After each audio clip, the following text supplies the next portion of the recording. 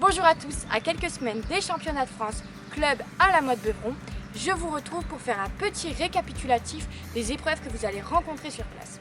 Alors déjà, félicitations à tous ceux qui sont qualifiés pour la mode. Alors la première étape se déroulera selon un barème A et au chronomètre. L'ordre de départ sera défini à l'avance. Pour la deuxième étape, vous allez retrouver un barème A, mais cette fois-ci sans chronomètre. Et l'ordre de départ sera l'ordre inverse du classement provisoire. Donc selon votre classement la veille, vous allez retrouver votre ordre de passage pour cette épreuve. Pensez à prendre votre temps et à vraiment jouer la sécurité sur cette deuxième épreuve. Alors le classement provisoire de ces deux épreuves concourues se fera en additionnant les pénalités des 2 jours. Donc si vous avez fait 4 points le premier jour et 4 points le deuxième jour, on se retrouvera donc avec 8 points de pénalité.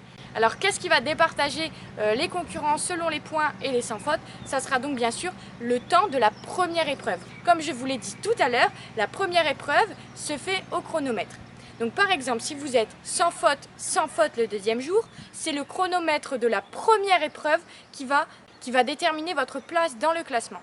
Maintenant, si vous êtes par exemple en 4 points le premier jour et sans faute le deuxième jour, donc vous êtes en total des 4 points pour les 2 étapes et donc vous aurez 4 points avec votre temps et donc tous ceux qui ont fait 4 points sur les 2 jours cumulés seront départagés selon le temps de la première épreuve.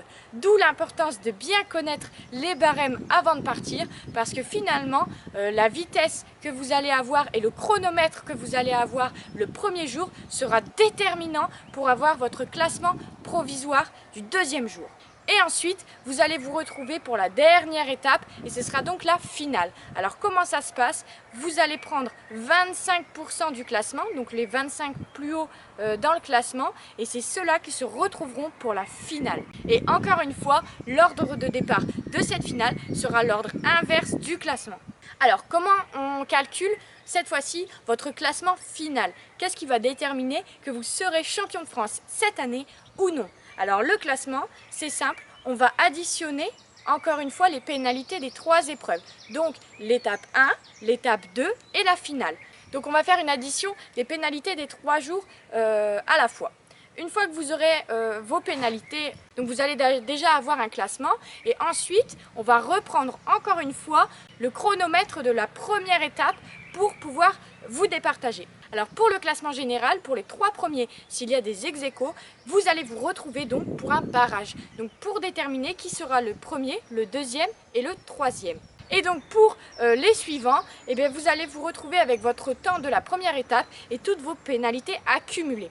Donc d'où l'importance de bien connaître le barème avant de partir. Sachez qu'il est très important de vous concentrer sur la première étape pour pouvoir avoir le meilleur chrono possible et avoir le moins de pénalités à la fin et pouvoir remonter au top du classement. Donc j'espère que cette petite vidéo vous aidera à mieux comprendre et à mieux appréhender vos championnats de France. J'espère vous avoir aidé en vous expliquant un petit peu comment ça allait se passer pour vous. Si vous avez des questions, n'hésitez pas à les poser dans les commentaires, j'y répondrai.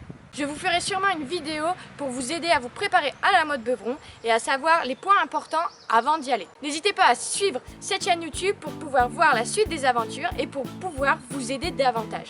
On se retrouve très bientôt pour de prochaines vidéos et j'espère que vous rentrerez avec la médaille à la maison.